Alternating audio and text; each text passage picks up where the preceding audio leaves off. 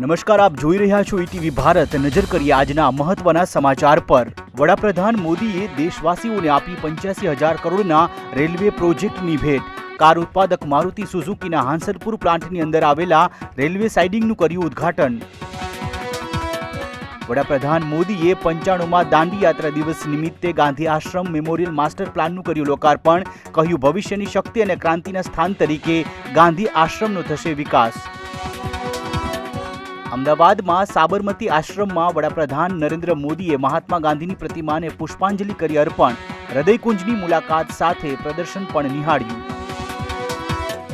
હરિયાણામાં મનોહરલાલ ખટ્ટરની જગ્યાએ નાયબસિંહ સૈની હવે નવા મુખ્યમંત્રી। રાજભવનમાં યોજાયો નાયબસિંહ સૈનીનો શપથ ગ્રહણ સમારોહ।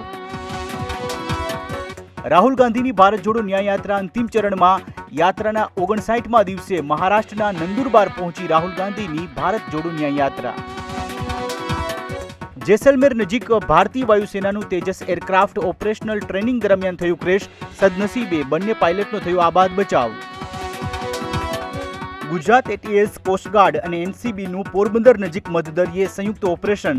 480 કરોડ રૂપિયાના ડ્રગ્સ ભરેલી બોટ સાથે 6 પાકિસ્તાનીની કરી ધરપકડ। 9 વર્ષમાં સુરત જિલ્લામાં દીપડાની સંખ્યા 40થી વધીને 104 થઈ। દીપડાઓ પર મોનિટરિંગ કરવા માટે હવે રેડિયો કોલર લગાડાશે। અભિનેતા પુલકિત સમ્રાટ અને કૃતિ ખરબંદા 13 માર્ચના રોજ લગ્નના તાંતણે બંધાશે। કપલ મુંબઈમાં જ પરિવાર અને નજીકના મિત્રોની હાજરીમાં લેશે 7 ફેરા। બેટ્સમેન યશસ્વી જાયસવાલને ફેબ્રુઆરી મહિના માટે આઈસીસી પ્લેયર ઓફ ધ મંથનો એવોર્ડ।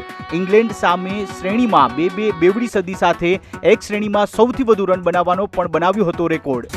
તો આ હતા અત્યાર સુધીના મહત્વના સમાચાર। વધુ માહિતી અને સમાચારો માટે લોગિન કરો www.etvbharat.com।